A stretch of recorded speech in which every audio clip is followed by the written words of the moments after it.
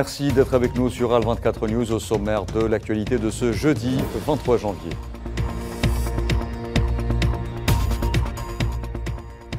La situation des enfants à Gaza, l'objet d'une réunion du Conseil de sécurité demandée par l'Algérie et la Russie.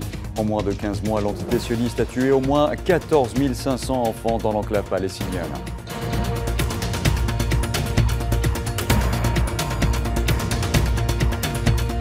Le Liban et plusieurs organisations onusiennes tirent la sonnette d'alarme. Près d'un tiers de la population libanaise est confrontée à une insécurité alimentaire aiguë suite à l'agression sioniste.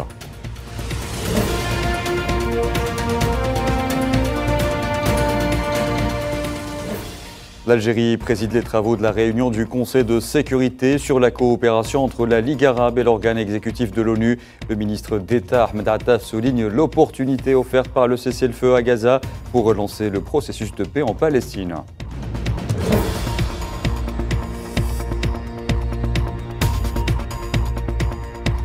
L'Algérie se lance dans l'exploration de son potentiel hydrocarbure en offshore à travers un accord avec la société américaine Chevron.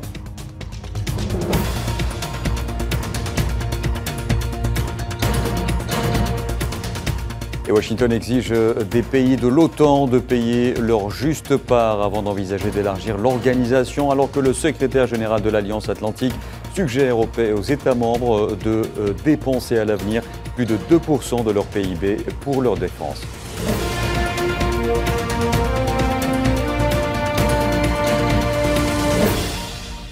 Bonsoir à tous. La situation à Gaza est désastreuse. L'UNRWA a affirmé qu'aucun endroit dans l'enclave palestinienne n'a été épargné par les destructions massives du fait des bombardements sionistes incessants ayant frappé l'enclave palestinienne pendant plus de 15 mois. Ni maisons, ni hôpitaux, ni écoles, y compris les locaux de l'UNRWA, n'ont été épargnés.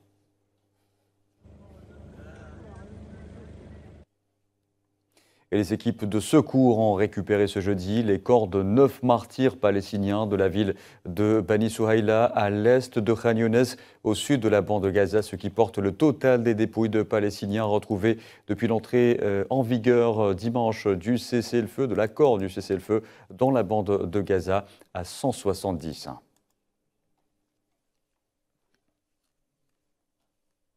Et je vous en parlais en titre, le Conseil de sécurité des Nations Unies tient ce jeudi à la demande de l'Algérie et de la Russie une réunion consacrée à la situation des enfants à Gaza. La réunion qui se tient sous la présidence donc de l'Algérie concerne la situation des enfants qui ont été les plus vulnérables et les plus touchés par l'agression sioniste. Au moins 14 500 enfants sont tombés en martyrs depuis le 7 octobre 2023. Et depuis l'entrée en vigueur du cessez-le-feu, les habitants de Gaza découvrent de véritables scènes d'horreur. Certains peuvent accéder désormais aux dépouilles de leurs proches, restés sous les décombres pour les enterrer enfin.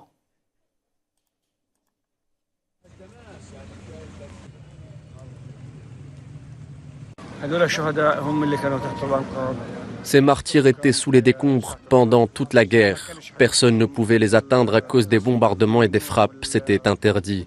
Quand le cessez-le-feu a commencé, tout le monde est parti à la recherche de ses enfants, de ses petits-enfants, de ses proches. C'est là qu'on a découvert qu'il y avait des corps sous les décombres. Ils ont été amenés à l'hôpital et maintenant les gens essayent de les identifier. Il y a des corps qui n'ont toujours pas été identifiés. Et le bilan de l'agression génocidaire sioniste contre la bande de Gaza s'est alourdi à 47 283 martyrs et 111 472 blessés depuis le 7 octobre 2023. Selon les autorités palestiniennes de la santé, les corps de 122 martyrs et 306 blessés sont arrivés dans les hôpitaux de Gaza au cours des dernières 24 heures.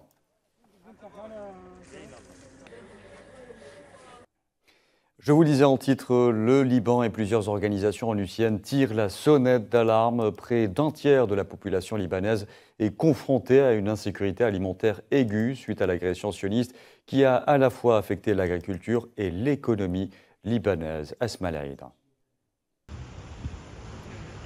Près d'un tiers de la population libanaise fait face à une insécurité alimentaire aiguë suite à l'escalade du conflit fin 2024 et l'impact des hostilités sur l'agriculture et l'économie. La détérioration de la sécurité alimentaire au Liban n'est pas une surprise, a déclaré Matthew Hollingworth, représentant du programme alimentaire au Liban, le PAM. Le fardeau de l'insécurité alimentaire pèse lourdement sur les populations réfugiées du Liban. Environ 40% des réfugiés syriens et palestiniens dans le pays sont confrontés à une faim de niveau critique. L'économie libanaise a chuté de 34% depuis 2019 avec des secteurs clés tels que l'agriculture, le tourisme et le commerce gravement touchés. La destruction de terres et de biens agricoles pendant les combats, y compris l'incendie de 12 000 hectares de terres agricoles, a causé des pertes dépassant $1 milliard dans le seul secteur. L'escalade des hostilités a eu de graves répercussions sur les moyens de subsistance des agriculteurs, ainsi que sur les actifs et les infrastructures agricoles, ce qui a accru l'insécurité alimentaire et menacé la durabilité des activités agricoles. Bien qu'un cessez-le-feu ait été annoncé en novembre 2024, la reprise reste incertaine. Le rapport prévoit que l'insécurité alimentaire devrait persister au cours des 3 prochains mois, sans retour à court terme aux conditions d'avant la crise. Et en parlant du Liban, le Conseil de l'Union européenne a approuvé une enveloppe d'aide de 60 millions d'euros dans le cadre de la Facilité européenne pour la paix afin de soutenir les forces armées libanaises. Selon la délégation de l'Union européenne au Liban, cette aide contribuera au renforcement des capacités des forces libanaises en leur permettant de se redéployer, de sécuriser le territoire et de maintenir la stabilité dans le secteur sud du fleuve Litani du pays, conformément à la résolution 1701 du Conseil de sécurité des Nations unies. Et je vous en parlais en titre, l'Algérie a franchi une nouvelle étape stratégique dans l'exploration de ses ressources énergétiques. L'Agence nationale pour la valorisation des ressources en hydrocarbures, Al-Naft, et la société américaine Chevron ont signé à Alger un accord ambitieux portant sur la réalisation d'une étude approfondie du potentiel des hydrocarbures en offshore le long des côtes algériennes. Mohamed Wali Ben Chaban. L'Algérie poursuit sa dynamique de valorisation de ses ressources énergétiques en signant un accord majeur avec la société américaine Chevron, l'une des plus grandes entreprises énergétiques au monde. Cet accord paraphé à Alger entre l'Agence nationale pour la valorisation des ressources en hydrocarbures Al-Naft et Chevron a pour objectif de réaliser une étude approfondie du potentiel des hydrocarbures offshore sur les côtes algériennes. À l'occasion de la signature de l'accord entre l'agence Al-Naft et la société américaine Chevron pour l'étude du potentiel d'exploitation des hydrocarbures en offshore, il convient de souligner que Chevron est l'une des plus grandes entreprises énergétiques au monde. Ce partenariat vise à réaliser de nouvelles découvertes et à renforcer la position de l'Algérie en tant que destination de premier plan pour les investissements énergétiques, notamment en offshore. Cet accord s'inscrit dans les efforts d'Al-Naft pour attirer des investissements et pour renforcer les capacités techniques dans le domaine de l'exploration en mer. Il ouvre également de nouveaux horizons dans le secteur de l'énergie. Malgré les importantes ressources énergétiques de l'Algérie, qu'elles soient souterraines ou situées le long de ses côtes, les hydrocarbures offshore restent largement sous-exploités. Ce partenariat permettra de mener des études techniques et géologiques approfondies avec Chevron afin d'évaluer pleinement les capacités existantes et d'identifier le potentiel d'exploitation et de développement. Ce partenariat avec Chevron, qui bénéficie d'une expertise mondiale dans le domaine de l'exploration offshore, ouvre de nouvelles perspectives techniques et économiques. Chevron est fier de participer à ce projet à même d'appuyer les efforts de l'Algérie en vue de développer le secteur de l'énergie. Cet accord traduit l'engagement à soutenir les projets innovants et durables, en phase avec notre vision pour assurer une énergie propre, fiable et d'un coût abordable. Ce partenariat symbolise une vision d'avenir ambitieuse pour le secteur énergétique algérien, en mettant en avant l'importance de la collaboration internationale et de l'innovation technologique. L'Algérie confirme son ambition de s'imposer comme un acteur incontournable du marché énergétique mondial.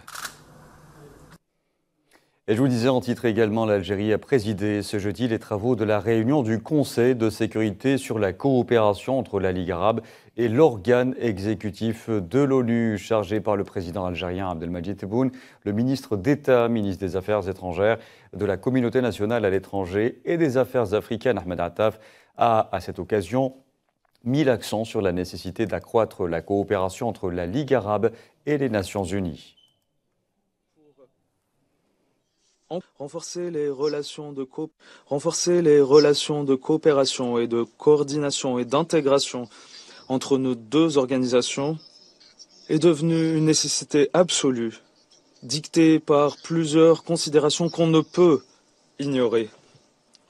Premièrement, en termes de chiffres, la situation est critique dans plus d'un tiers des États membres de la Ligue des États arabes. Et malheureusement, les États arabes sont devenus des points fixes dans l'ordre du jour du Conseil de sécurité. Les questions des pays arabes sont la première préoccupation du Conseil de sécurité et demeurent des questions qui dominent les délibérations de notre Conseil. Deuxièmement, du point de vue du droit, le chapitre 8 de la Charte des Nations Unies consacre, et de manière claire, le rôle des organisations régionales dans le règlement des conflits qui ont lieu dans les zones géographiques où ces organisations opèrent. Ces organisations assument une responsabilité en matière de maintien de la paix et de la sécurité internationale, tant escomptée par l'ensemble de la communauté internationale. Troisièmement et dernièrement, du point de vue de la logique des choses exige à notre organisation et à notre conseil à prendre en considération les recommandations formulées par ceux qui sont proches des lieux des conflits, par ceux qui comprennent le mieux les conflits et leur complexité. Ahmed Attaf a par ailleurs souligné que la communauté internationale se trouvait devant une réelle opportunité, celle d'employer le cessez-le-feu à Gaza pour relancer le processus de paix en Palestine.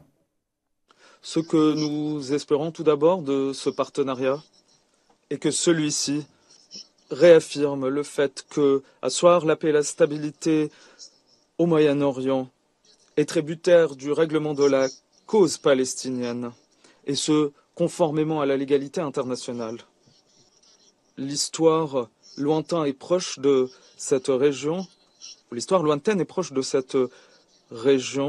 prouve que l'exclusion de cette cause de l'équation de la paix régionale ne fera qu'accroître la tension dans la région. Par conséquent, aujourd'hui, nous nous trouvons face à une occasion historique, afin de rattraper les erreurs du passé, et ce, en tirant parti de l'accord de cessez-le-feu à Gaza, afin de relancer un processus politique qui prône une solution juste, durable et finale, à savoir la solution à deux États, tant défendue par la communauté internationale tout entière. Deuxièmement, nous espérons également de ce partenariat entre la Ligue arabe et l'Organisation des Nations unies et de mettre un terme au phénomène des ingérences extérieures dans toutes leurs formes et manifestations et d'en faire de cette question une priorité, car ces émictions sont devenues le facteur commun de toutes les crises de notre monde arabe, de la Libye à la Syrie et du Soudan au Yémen. En marge des réunions de haut niveau programmées dans le cadre de la présidence algérienne du Conseil de sécurité des Nations Unies au mois de janvier, Ahmed Attaf a eu à New York des entretiens bilatéraux avec son homologue colombien Luis Gilberto Murillo. Cette rencontre a été l'occasion de passer en revue l'état et les perspectives des relations de coopération entre les deux pays et d'examiner les moyens de poursuivre la coordination concernant le soutien plutôt aux causes justes dans le monde. Les entretiens ont également permis de réaffirmer l'engagement de l'Algérie en sa qualité de membre du Conseil de sécurité à soutenir les efforts de mise en œuvre de l'accord de paix de 2016 en Colombie. Le ministre d'État algérien s'est également entretenu avec le vice-ministre des Affaires étrangères du Panama, Carlos Ruiz Hernandez, avec lequel il a examiné nombre de questions liées à la consolidation des relations bilatérales et au renforcement de la coordination entre les deux pays au Conseil de sécurité durant leur mandat de membre non permanent au sein de cet organe onusien.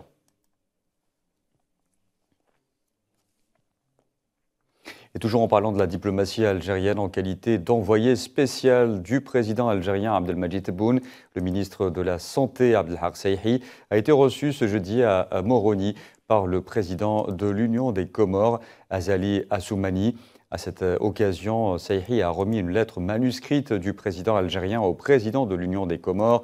Lors de cette rencontre, l'accent a été également mis sur les moyens de soutenir et de développer ces relations à travers notamment le renforcement des programmes de formation au profit des étudiants comoriens en Algérie, outre la possibilité d'élargir les domaines de coopération en secteurs vitaux, dont la pêche et l'agriculture, au mieux des intérêts des deux pays. Les deux parties ont échangé les vues sur les défis et les enjeux majeurs auxquels fait face le continent africain, soulignant l'importance d'une action commune pour réaliser le développement durable.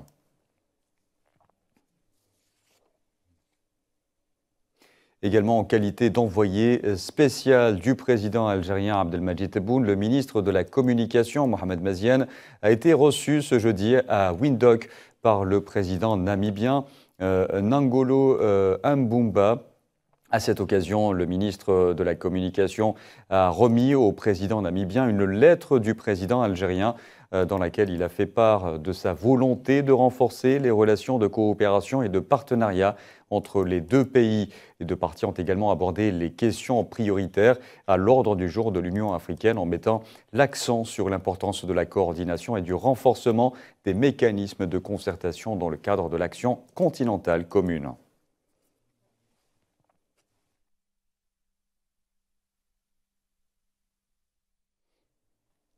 Dans l'actualité également, le groupe A3+, au Conseil de sécurité des Nations Unies, sous la présidence de l'Algérie, a exprimé sa vive préoccupation face à la dégradation des conditions de sécurité en Haïti et souligné la nécessité de rechercher des solutions durables qui permettront à la population haïtienne de rétablir la paix dans son pays. Les atteintes aux droits humains sont particulièrement inquiétantes selon le groupe dans un communiqué lu par la représentante de Guyana auprès des Nations Unies.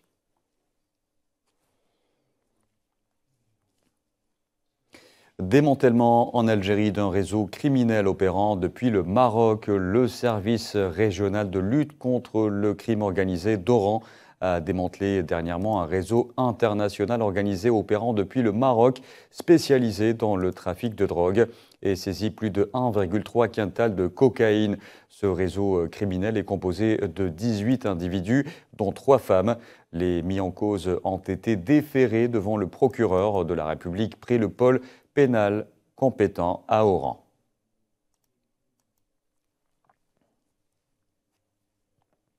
Et toujours dans l'actualité africaine, l'élection présidentielle au Gabon se tiendra le 12 avril prochain. C'est ce qu'a annoncé le gouvernement au terme de 2 ans de transition. Pour rappel, une nouvelle constitution approuvée en septembre dernier par le Parlement de transition avait été votée donc par référendum en novembre. Gabonais. Je vous en parlais en titre, les pays de l'OTAN doivent payer leur juste part avant d'envisager d'élargir l'organisation. C'est ce qu'a estimé à Davos en Suisse Richard Grenell, qui vient d'être nommé envoyé présidentiel pour les missions spéciales par Donald Trump, alors que le secrétaire général de l'Alliance Atlantique, Mark Rutte, a suggéré de son côté que les États membres devraient plutôt à l'avenir dépenser plus de 2% de leur PIB pour leur défense. Je pense que les États-Unis vont se heurter à une véritable scie à bosse si le secrétaire général de l'OTAN parle d'ajouter l'Ukraine à l'OTAN. Ce sont les Américains qui payent pour la défense. On ne peut pas demander au peuple américain d'élargir le parapluie de l'OTAN alors que les membres actuels ne payent pas leur juste part. Et cela inclut les Pays-Bas qui doivent faire leur part. Ainsi, lorsque nous avons des dirigeants qui vont parler d'une guerre supplémentaire, nous devons nous assurer que ces dirigeants dépensent le bon montant d'argent. Nous devons être en mesure d'éviter la guerre. Et cela implique une menace crédible de la part de l'OTAN. L'OTAN doit être absolument prête.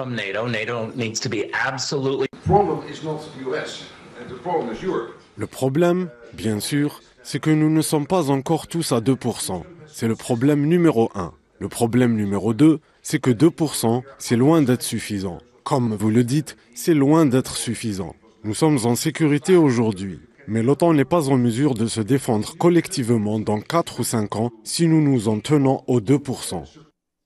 Et nous allons développer davantage cette question avec notre invité du soir tout de suite.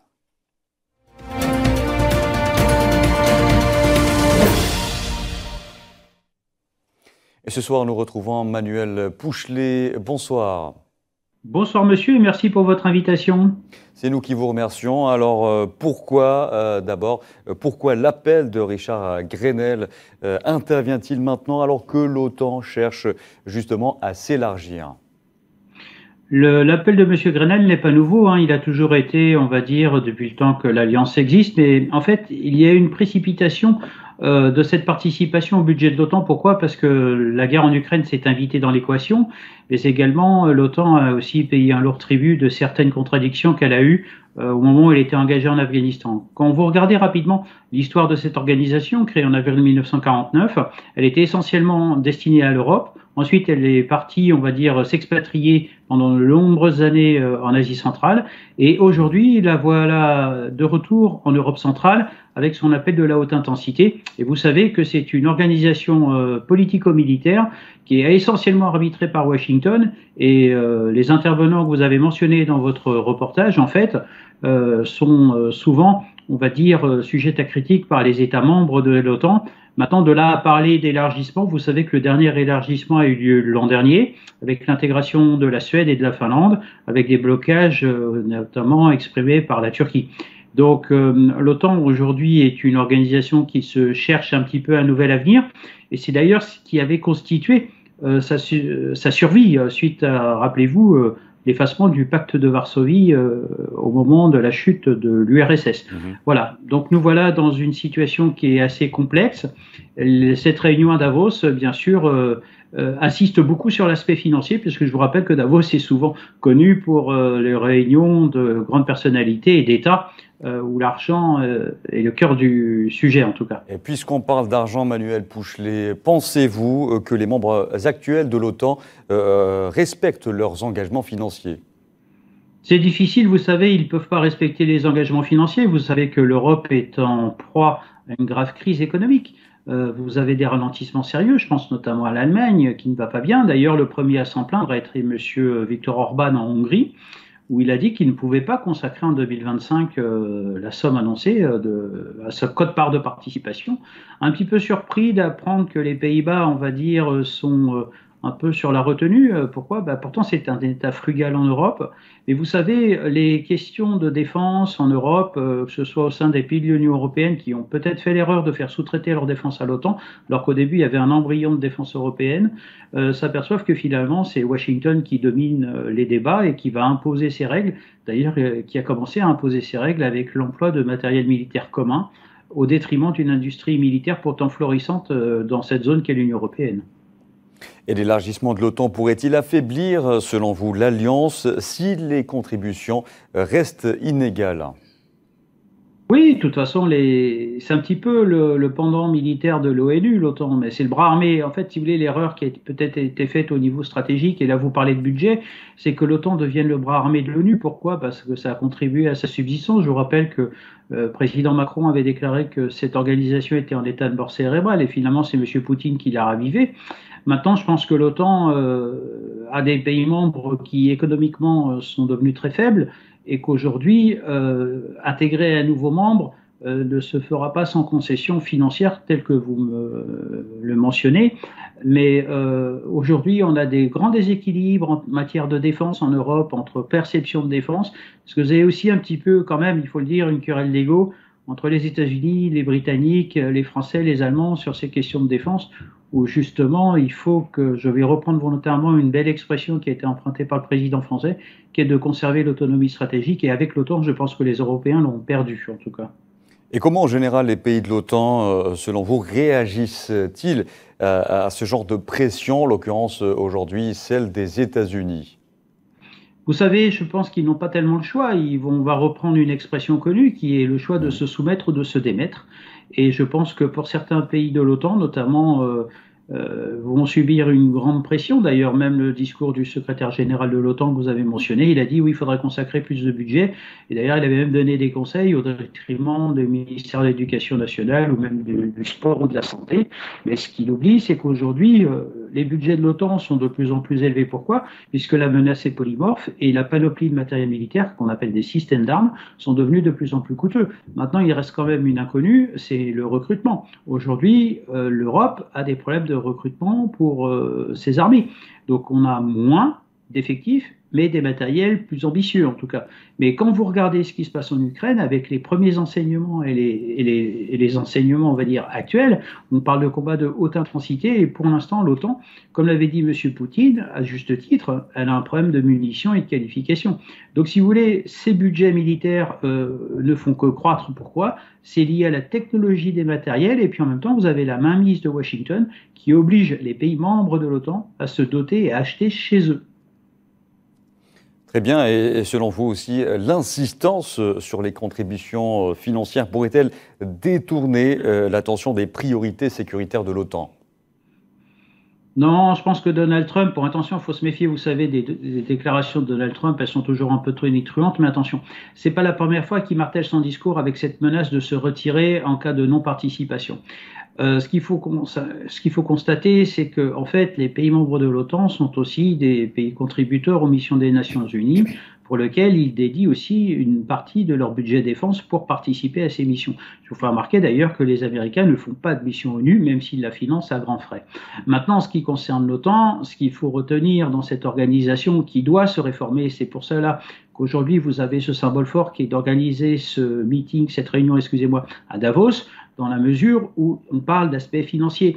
Les Américains vont mettre la pression puisqu'il serait non judicieux de la part des États-Unis de faire pression sur l'OTAN, sachant qu'elle en aura dans un très très court instant besoin, notamment en zone asiatique avec l'AUKUS. Je vous rappelle que l'AUKUS est une organisation équivalente à l'OTAN qui va regrouper certains pays membres de la zone Pacifique pour éventuellement, on va dire, affronter la Chine.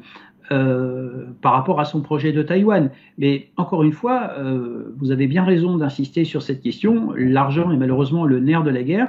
Et quand on fait la guerre, elle n'est pas seulement militaire, mais elle est aussi économique. Et actuellement, les pays de l'OTAN sont exposés à des sanctions économiques de par certains entêtements de certains dirigeants où ils n'arrivent pas, si vous voulez, à retrouver un second souffle parce que les économies sont devenues flaméliques, tout simplement. Et à force de trop vouloir s'élargir et en augmentant ses exigences, notamment financières, ne pourrait-on pas avoir l'effet inverse, voir d'éventuels pays sortir de l'OTAN? Je pense qu'il serait une erreur de faire sortir des pays de l'OTAN. Maintenant, je vous rappelle que certains pays participent à l'OTAN, mais pas avec la même intensité en termes d'engagement, en termes de fourniture de matériel, en termes de formation, en termes de soldats présents lors des missions de l'OTAN. On avait déjà observé ce déséquilibre lors des missions en Afghanistan. Pourquoi? Parce que les pays membres de l'OTAN prennent aussi en compte, hormis cette organisation militaire, les doléances des populations de ces pays membres. Vous savez, ce sont des sujets souvent tabous, je pense notamment côté allemand, où même des fois les anciens pays de l'Est s'interrogent aussi sur l'OTAN et cette participation parce que leurs économies sont relativement faibles et que les populations ont d'autres priorités. Vous n'avez pas ce discours, si vous voulez, belliciste qui existait, il fut un temps au moment de sa création. Les anciennes alliances, finalement, vous pouvez, j'allais dire, annuler, j'ose pas dire tuer les idées ou les hommes, mais malheureusement, vous ne tuerez jamais les idées. C'est malheureusement l'OTAN, je pense qu'aujourd'hui, doit se réformer, comme je le dis. Elle cherche un nouveau souffle financier, mais force est de constater qu'elle, pour l'instant, ces interrogations qui s'opposent à elle et se confrontent à elle, notamment quand on voit la réussite de la Russie avec le conflit en Ukraine, s'interroge et ce meeting, espérons-le, on devra attendre la fin de cette réunion, si vous voulez, à Davos, pour avoir des réponses, mais je pense que l'OTAN aujourd'hui est arrivé au bout de certaines solutions qui étaient encore valables dans les années 2000 et qu'en 2025 ne fonctionnent plus. Et vous avez évoqué l'Ukraine à l'instant, Manuel Pouchelet. Que signifie justement cet appel américain pour les pays candidats comme l'Ukraine ou la Géorgie? Alors l'Ukraine, moi j'ai eu la chance de la voir à l'œuvre lors d'un mandat OTAN en ex-Yougoslavie en 97 pour être plus précis. Les soldats ukrainiens avaient été engagés dans la région de Mostar et effectué les gardes d'infrastructures, on va dire civiles, pour éviter des destructions. Maintenant, intégrer l'Ukraine dans l'OTAN est une erreur puisqu'elle va provoquer bien sûr la colère, excusez-moi, de M. Poutine, parce que les moyens militaires de l'OTAN aux portes de la Russie, c'est quelque chose d'impossible. Je pense qu'il serait peut-être plus judicieux de penser à un mandat ONU renforcé un petit peu tel qu'on le trouve au Liban, mais bon, on en a vu bien sûr certaines limites lors de vos précédentes invitations. Maintenant, je pense que mettre l'OTAN aux portes de l'Ukraine est une grave erreur, puisque M. Poutine va au contraire poursuivre, on va dire, son offensive sur l'Ukraine. Maintenant, intégrer l'Ukraine dans l'OTAN, avec quels moyens, puisque, entre guillemets, on a rebadgé, excusez-moi cette expression, l'armée ukrainienne avec des moyens de l'OTAN, mais on s'aperçoit qu'ils sont incapables de mener des contre-offensives, par manque de doctrine, et je vous rappelle qu'aussi la Russie fait face aussi à peut-être des affrontements ukrainiens, mais pour l'instant la Russie a comment dire, je reconfirme les propos de M. Macron, elle a son autonomie stratégique, c'est-à-dire elle est en mesure de rééquiper ses matériels détruits, d'avoir ses munitions en grand nombre, et alors que l'OTAN, pour l'instant, on arrive, excusez-moi, au fond de tiroir. Et là est l'erreur. Intégrer, si vous voulez, des pays supplémentaires, regardez déjà les difficultés qu'il y a eu l'an dernier pour intégrer la Suède et la Finlande. Je ne pense pas que la Turquie, on va dire, soit favorable avec l'intégration de l'Ukraine au sein de l'OTAN, en tout cas. Très bien. Et dans ce contexte précis, comment interpréter justement les dernières déclarations du président ukrainien Volodymyr Zelensky concernant le soutien militaire et financier de l'OTAN? Vous savez, M. Zelensky fait beaucoup de déclarations depuis quelques mois. Pourquoi? Parce qu'il sait pertinemment que la guerre en Ukraine risquerait de se terminer plus rapidement qu'il ne le pense, avec la volonté de M. Trump, d'ailleurs qui est revenu souvent sur le sujet lorsqu'il est venu à Paris pour inaugurer Notre-Dame et puis ces derniers temps au moment de son intronisation. Il souhaite que cette guerre cesse impérativement. Pourquoi? Parce qu'elle a consommé beaucoup d'hommes et de moyens et qu'aujourd'hui, je pense qu'il faut se rendre à l'évidence que le président aussi Zelensky ne fait plus l'unanimité. M. Zelensky demande, M. Zelensky exige, mais en même temps, on a déjà prévenu M. Zelensky que l'usage de certaines armes ne devait pas dépasser certaines frontières. Donc, si vous voulez, on est en pleine contradiction. On s'aperçoit que M. Zelensky ne tient pas non plus parole. Et aujourd'hui, quand vous regardez au sein des pays de l'Alliance Atlantique ainsi qu'au sein de l'Union européenne, là je vais associer les deux structures régionales, des pays aujourd'hui sont beaucoup plus modérés sur cette présidence, on va dire, ukrainienne et politique menée par M. Zelensky, à tel point qu'aujourd'hui, même dans son armée, il y a aussi des défections. Vous savez, vous avez aussi des pays de l'OTAN qui se sont engagés à former l'armée ukrainienne, mais puis du jour au lendemain, vous avez des désertions. Beaucoup d'interrogations, si vous voulez, sur M. Zelensky, sa politique de défense, ainsi que la nomination de ces généraux qui s'interrogent de leur côté. Et pour revenir, Manuel Pouchelet, à l'exigence d'une juste part voulue par l'administration de Donald Trump, cette exigence pourrait-elle aggraver les divisions au sein de l'Alliance? Oui, je pense que de toute façon, M. Trump, il faut savoir que quand vous regardez un petit peu l'histoire de l'OTAN, mais surtout la politique de Donald Trump la plus récente, il cherche à diviser les membres de l'OTAN. D'ailleurs, il avait, on va dire, un cheval de Troie, pour reprendre cette expression un peu ancienne, qui est le Royaume-Uni, si vous voulez. D'ailleurs, M. Trump impose aux pays membres de l'OTAN de s'équiper avec le matériel américain, et sachant qu'ils n'ont pas forcément les finances, et en plus, le matériel américain qui était commandé et qui peine à être livré pour des raisons de problèmes techniques, ne fait pas non plus l'unanimité. Alors c'est quand même un petit peu contradictoire, si vous voulez, vous avez une organisation militaire qui a sa propre industrie de défense qui pourrait, entre guillemets, solutionner certains problèmes et qui est incapable de faire face. Et d'ailleurs, sachant qu'une chose, c'est que quand vous vendez des systèmes d'armes, il faut aussi, bien sûr, la formation et bien sûr le volet munitions qui n'est pas non plus non négligeable. Mais quand vous regardez, cela va risquer, je pense que les premiers craquements, si je puis me permettre, vont apparaître au sein de l'OTAN, notamment avec les pays de l'Est, où vous savez, ils ont quand même toujours entretenu des liens forts avec la Russie. Et je pense que les premiers seraient peut-être les Slovaques et les Hongrois, en tout cas. Très bien. Merci beaucoup, Manuel Pouchelet, d'avoir répondu à nos questions. Je rappelle que vous êtes expert en géopolitique. Merci à vous. Dans l'actualité également, des moyens draconiens seront mis en place par Donald Trump pour lutter contre l'immigration clandestine. À peine élu, le président américain a envoyé 1500 soldats à la frontière mexicaine, portant le nombre de soldats aux frontières sud à 4000 individus. Les détails avec Safouane Bessabri. Donald Trump, 47e président des États-Unis fraîchement investi au bureau ovale, a décidé d'envoyer 1500 militaires aux frontières avec le Mexique. Une décision qui s'inscrit dans la droite lignée de ses déclarations de campagne. À la frontière mexicaine, l'état d'urgence a été déclaré alors qu'une loi anti-immigration a été adoptée à Washington. La nouvelle administration de Trump a stoppé net toute arrivée aux États-Unis de milliers de réfugiés ayant demandé l'asile aux USA, y compris ceux l'ayant déjà obtenu. Il aura fallu 2 jours à Trump pour passer à l'acte des méthodes draconiennes pour un sujet central dans la politique intérieure trumpiste.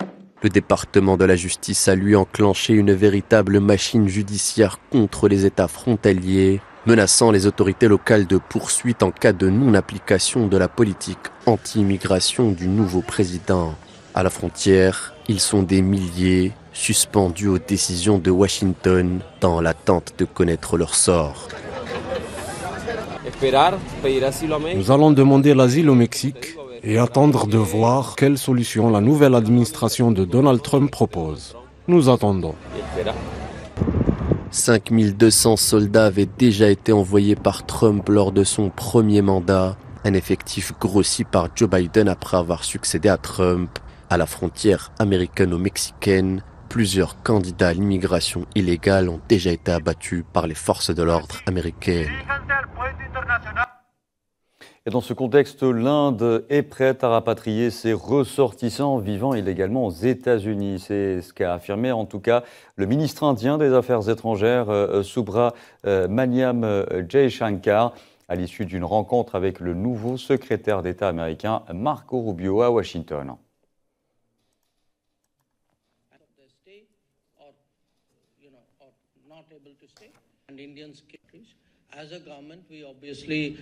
En tant que gouvernement, nous sommes évidemment très favorables à la mobilité légale, car nous croyons en un lieu de travail mondial. Nous voulons que les talents indiens bénéficient d'un maximum d'opportunités au niveau mondial. Dans le même temps, nous sommes fermement opposés à la mobilité et à l'immigration illégale. Ainsi, avec chaque pays, et les États-Unis ne font pas exception, nous avons toujours considéré que si l'un de nos citoyens est ici illégalement, si nous sommes certains qu'il s'agit d'un de nos ressortissants, nous avons toujours été ouverts à son retour légitime en Inde. Dans l'actualité aussi, Enrique Tarrio, ancien chef du mouvement d'extrême droite Proud Boys, est arrivé à l'aéroport de Miami, en Floride, après avoir été gracié par le président américain Donald Trump, à l'instar de 1500 participants à l'assaut du Capitole le 6 janvier 2021.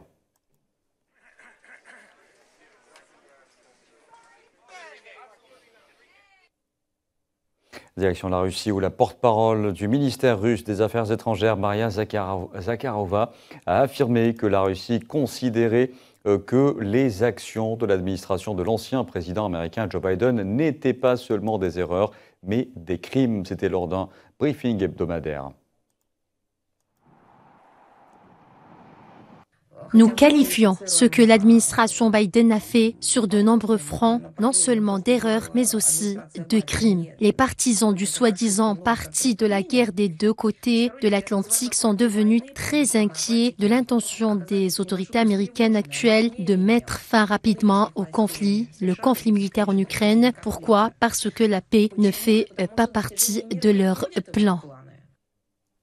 En Allemagne, après l'attaque au couteau imputée à un Afghan en situation illégale qui a fait 2 morts, le chef des conservateurs allemands, Friedrich Merz, favori des élections du 23 février, a promis qu'il fera contrôler durablement les frontières de l'Allemagne s'il devenait chancelier. Kanzler der Bundesrepublik Deutschland am ersten Tag meiner Amtszeit das Bundesinnenministerium im Wege der erstens, ich werde im Fall Je ne suis plus disposé à accepter ces situations en Allemagne. Sous ma direction, des changements fondamentaux seront apportés au droit d'entrée, au droit d'asile et au droit de séjour en Allemagne. Nous mettrons fin à cette situation. Après avoir été élu Premier ministre par le Parlement, le dirigeant centriste irlandais Michael Martin s'est engagé à renforcer les liens avec l'Europe, les États-Unis et le Royaume-Uni. Dans un discours au Parlement, il prendra la tête d'un gouvernement de coalition dominé par les 2 grands partis de centre-droite, près de 2 mois après les législatives.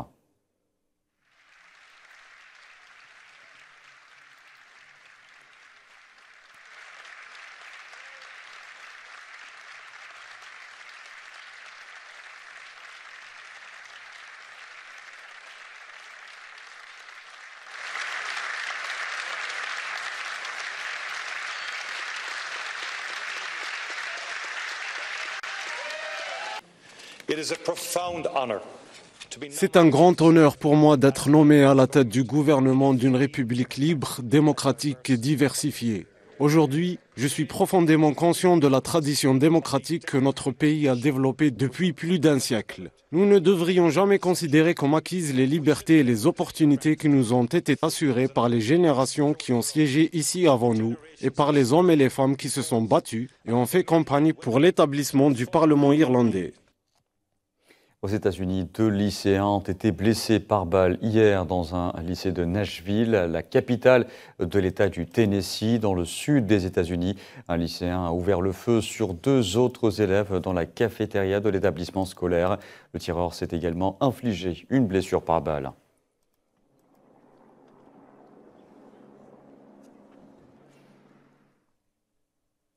En Colombie, des milliers de personnes se sont réfugiées dans un stade de Cúcuta à la frontière avec le Venezuela en raison de la flambée de violence en moins d'une semaine. Les affrontements entre groupes armés pour le contrôle de territoire, de lucratives plantations de coca et de routes du trafic de drogue ont fait plus de 100 morts dans 3 régions du pays.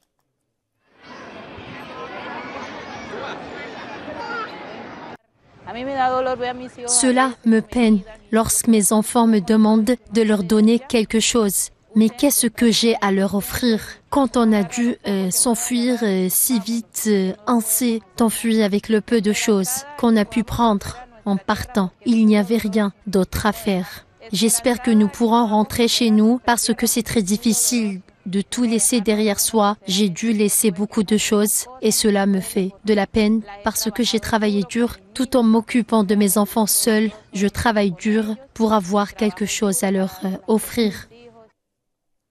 La police, plutôt les enquêteurs sud-coréens ont recommandé ce jeudi l'inculpation pour rébellion et abus de pouvoir du président Yoon Suk-yeol, détenu et suspendu de ses fonctions pour sa tentative ratée d'imposer la loi martiale qui a plongé le pays dans une grave crise.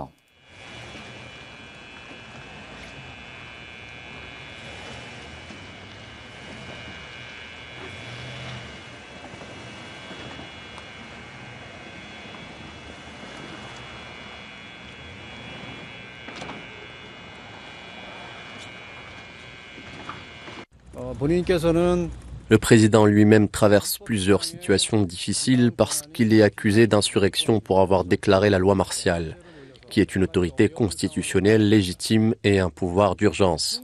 La loi martiale envisagée par le président peut être différente de celle envisagée par le ministre. De même, la loi martiale envisagée par le ministre peut être différente de celle envisagée par les commandants, les soldats et les officiers de police sur le terrain. En outre, les instructions données par le président au ministre peuvent ne pas être les mêmes que celles données par le ministre aux soldats sous son commandement. Tout au long de ce processus, des divergences d'opinion peuvent naturellement apparaître. Dans l'actualité aussi, la police vietnamienne a annoncé avoir arrêté 5 personnes et démantelé un réseau de blanchiment d'argent qui a fait entrer dans le pays 1,2 milliard de dollars depuis l'étranger.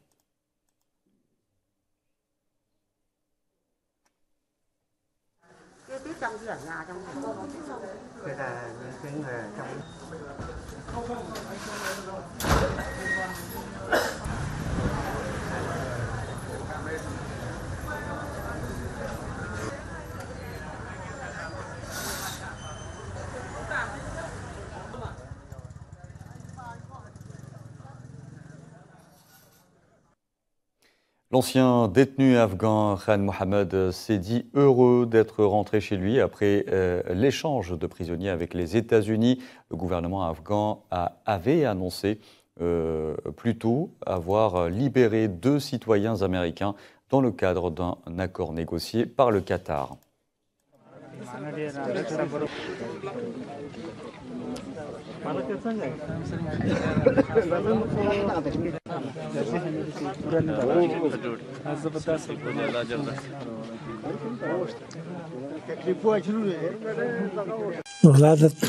Ma famille et mes voisins sont très heureux. Et moi aussi, je suis heureux et reconnaissant. Au début, c'était très difficile. Mais après 2 ou 3 mois, les lettres ont commencé à arriver. Et après 2020, la situation s'est améliorée. Nous communiquons par téléphone. Il nous parlait toujours de l'état de la prison et nous disait de ne pas être triste ou déprimé. Mais il y avait certainement des choses dont il ne nous parlait pas. Nous nous sentons absolument heureux et un problème impossible a été résolu. Tout d'abord, nous sommes reconnaissants envers Allah. Lorsque mon père a été arrêté, nous étions très jeunes et enfants. Nous ne nous souvenons donc de rien. Plus tard, lorsque notre famille a parlé de lui, nous étions très tristes et inquiets. Mais maintenant qu'il est de retour, nous sommes très heureux. La justice du Bangladesh a ordonné ce jeudi la remise en liberté de près de 200 anciens soldats d'une unité paramilitaire partiellement acquittés après avoir passé 16 ans en détention pour leur participation à une mutinerie meurtrière en 2009.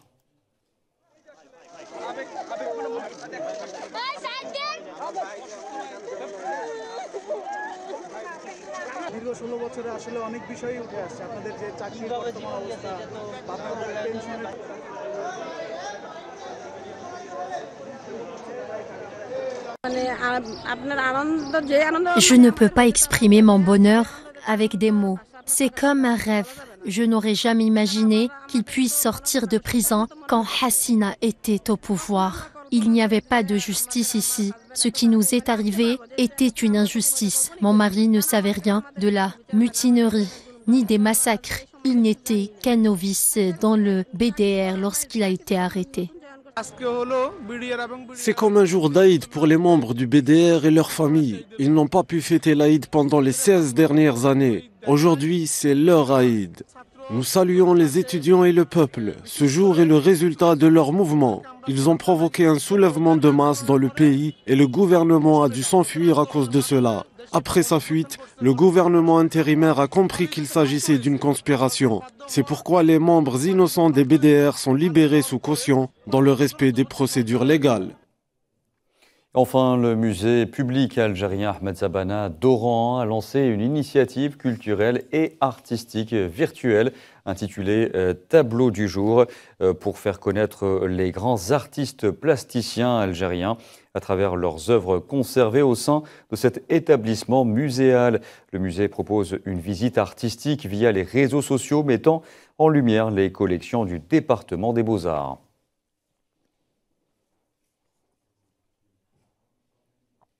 Et on arrive à la fin de ce journal. Merci à vous de l'avoir suivi. Vous pouvez revoir ce programme sur le site d'Al24 News ou à travers nos différentes plateformes en scannant le QR code qui s'affiche en bas de votre écran. Excellente soirée à tous.